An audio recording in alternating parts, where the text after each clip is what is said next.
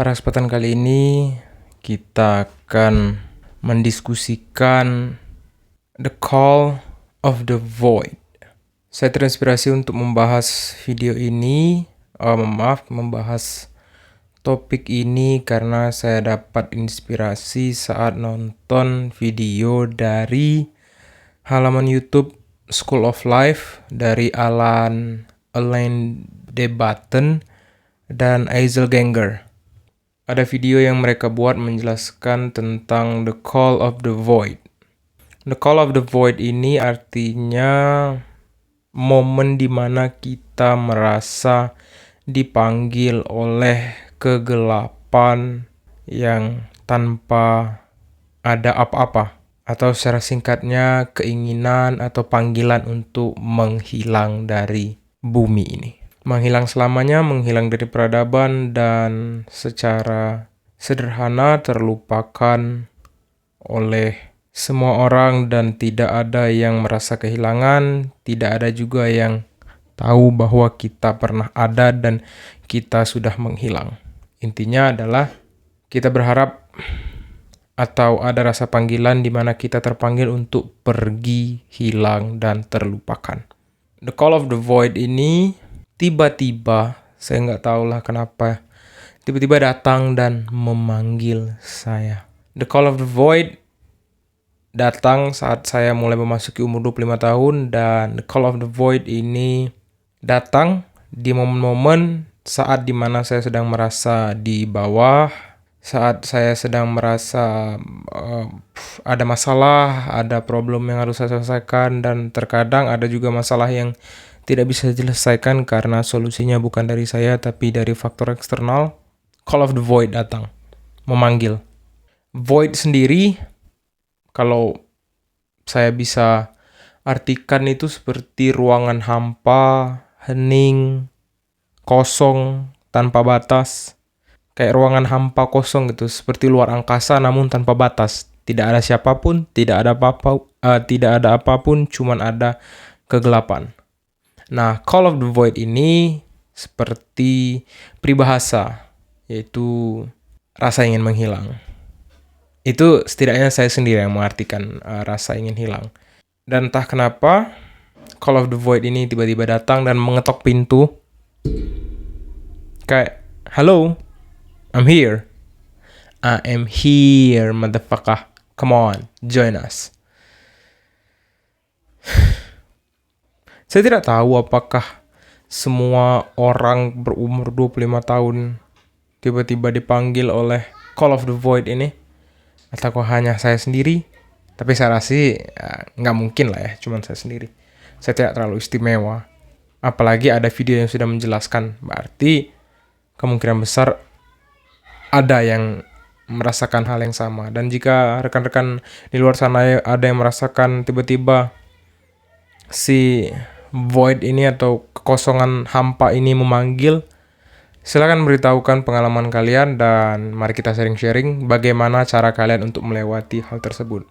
Dan saya patut mengapresiasi void ini tiba-tiba datang di saat kayaknya dia itu udah tahu gitu. Kapan kita akan merasa lagi jatuh, kapan kita akan merasa gundah gulana, kapan kita, yang anehnya waktu kita merasa sedih dia tidak datang. Waktu kita bahagia dia tidak datang. Tapi saat kita udah mulai mau tidur, malam-malam, sendirian, hening, there's a call of the void. Terkadang saya takut call of the void ini termanifestasi atau terwujud atau terrealisasi menjadi tindakan. Yang mana sangat bermacam-macam cara untuk hilang, cara untuk tiba-tiba vanish dari dunia ini. Namun terkadang juga saya menyadari kalau saya harus memproses emosional ini, harus memproses rasa ini, pengalaman ini, keadaan ini seobjektif mungkin sampai saya mendapatkan solusi yang konkret dan secara netral gitu. Tidak kiri, tidak kanan, tidak terlalu negatif, tidak terlalu positif. Saya harus mencari jalan tengah dari permasalahan ini. Dan terkadang Call of the Void ini terlalu kencang menarik saya ke arah yang negatif. Yang teman-teman bisa tebak sendiri cara untuk hilang dengan cara negatif yang mana. Itu beberapa hal yang tidak perlu saya bicarakan, namun bisa kalian tebak. Call of the Void ini biasanya didasari oleh rasa kesepian, terisolasi, dan itu adalah dua hal yang saya alami. Rasa trauma masa kecil sangat berperan, di mana kita dari kecil terbiasa untuk sendiri, berjuang sendiri, mencari solusi sendiri, dan terbiasa untuk sok kuat dan harus berjuang sendiri karena keadaan. Call of the Void ini juga menghambat terkadang karena dia datang di momen-momen yang tidak tepat. Momen di mana saya seharusnya bisa kreatif, bisa berpikir, mencari solusi ke depan, atau setidaknya sedang duduk santai di rumah, di kamar ini menonton film, tiba-tiba Call of the Void, panggilan dari kehampaan.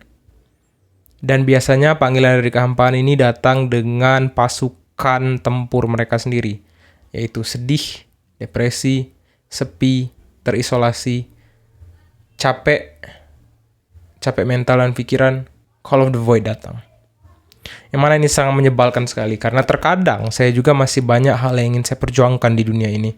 Namun terkadang juga Call of the Void ini datang di tengah malam, yang mana saat sedang sepi, saya ingin istirahat, tiba-tiba Call of the Void datang dan membawa pasukan mereka, yaitu kegagalan, kesedihan, terisolasi, sepi, yang akhirnya membuat saya terkadang mempertanyakan keputusan saya untuk tetap bertahan. Meskipun saya tahu Call of the Void ini hal yang negatif, dan saya juga tahu bahwa ini tidak boleh saya abaikan. Karena seperti yang sering kita bahas, emosional yang sering diabaikan akan menumpuk, bukannya hilang, tapi malah tertumpuk dan suatu saat bisa runyam, meledak, dan mental breakdown, meltdown, dan kita kehilangan arah. Jangan pernah abaikan keadaan pikiranmu itu. Karena pikiran dari Call of the Void ini terlalu runyam dan dia tahu hal negatif, sisi lemah saya, kegagalan saya. Tidak pernah sekalipun Call of the Void ini menyatakan apa yang pernah saya capai dalam hidup, namun selalu yang menjadi fokus saat Call of the Void datang, dia hanya memberikan fakta-fakta kegagalan yang pernah saya lakukan selama saya hidup. Dan ini membuat saya terlalu fokus dengan kegagalan di tengah malam yang sunyi. Atau terkadang Call of the Void datang di saat kita sedang merasakan mati lampu, nggak ada sinyal internet, nggak ada HP, dan kita harus dipaksa berurusan dengan pikiran kita sendiri. Call of the Void datang di saat itu, di saat kita sedang sendiri memproses pikiran kita sendiri. Dan inilah mungkin alasan kenapa manusia makin tidak memahami dirinya sendiri, tidak mengenal dirinya sendiri, karena terlalu takut untuk beradu argumen dengan pikirannya sendiri. Inilah mungkin kenapa manusia selalu terdistraksi dengan perangkat pintar, entah itu laptop, TV, smartphone. Inilah mungkin ya alasan kenapa orang selalu membawa handphone kemana-mana, terus mengalihkan pikiran mereka dengan konten-konten yang menyenangkan di media sosial. Mungkin mereka takut dengan pikiran mereka sendiri. Karena dari pengalaman saya sendiri, pikiran ini memang hebat sekali dalam menjatuhkan manusia yang sedang berusaha untuk tetap bertahan. Saya bahkan bisa mengingat betul berapa kali Call of the Void ini datang selama 2 tahun terakhir. Ini semua terjadi karena saya berhenti merokok. Meskipun berhenti merokok itu hal yang positif, namun akhirnya terbuka semua masalah yang ada. Call of the Void ini datang hampir 50% dari hari yang saya habiskan selama 2 tahun. Yang mana berarti hampir setahun saya setiap hari dipanggil oleh kehampaan itu. Entah saya lagi bawa motor, di depan ada jurang, tiba-tiba ada bisikan. Kehampaan itu memanggil dan membisikkan, "Win, lurus saja. Terbangkan dirimu ke jurang." Lagi bawa motor santai, nyalip truk Pertamina. The Void ini datang, kehampaan ini membisikkan dongeng-dongeng indah itu ke telinga saya dan berkata, "Lurus saja. Semua masalahmu akan terselesaikan kalau kau tabrakkan dirimu ke truk Pertamina itu. Ke truk besar itu. Atau ke lubang yang dalam itu. Atau ke jurang itu." Fucking hell, man. Sangat-sangat kreatif. The Void ini sangat-sangat kreatif. Bahkan saat saya sedang lari di pinggir jalan gitu kan, ada truk. Dari suara truk ini lumayan ini. Mungkin ban 8, ban 10. Pokoknya muatan yang 1 ton lah ke atas. Terkadang saya berpikir, kenapa kau tidak perlahan ke tengah dan terlindas? Itulah dia, Call of the Void. Panggilan untuk menuju kehampaan. Alain de Botton menjelaskan, dan Ezel Ganger juga menjelaskan bahwa Call of the Void ini adalah hal yang normal. Setiap manusia pasti pernah berpikir untuk hilang dan menuju kehampaan. Dan yang mereka inginkan justru hilang tanpa ada orang yang tahu. Ibarat kita tuh ingin hilang tapi tidak ada yang tersakiti gitu di atas kehilangan kita ini. Dan Call of the Void ini sudah menjadi bagian dari perjalanan saya selama 2 tahun berhenti merokok. Kenapa saya terus membawa dan mengungkit-ungkit saya berhenti merokok? Karena memang faktanya saya terlalu banyak masalah dan setelah saya berhenti merokok semua itu terbuka lebar. Akhirnya saya menyadari bahwa ada masalah dan Call of the Void ini akhirnya datang beserta dengan momentum saya berhenti merokok, dan Call of the Void ini terus memanggil, mengajak saya dan merayu saya. Terkadang mengajak saya menari di tengah malam untuk ikut dalam kehampaan. Namun terkadang masih harus ada yang saya lakukan di atas bumi ini. Saya nggak tahu apalah itu yang bisa saya lakukan. Seperti buat konten sekarang inilah, meskipun nggak ada yang nonton, tapi ya at least I do something, you know. I mean, who knows? Maybe I get somewhere. Itulah dia, Call of the Void. Situasi di mana kita dirayu untuk menuju kehampaan, hilang, dan terlupakan. Dengan catatan, terlupakan dengan cara tidak menyakiti orang lain. Tiba-tiba, hilang. Itulah dia, Call of the Void.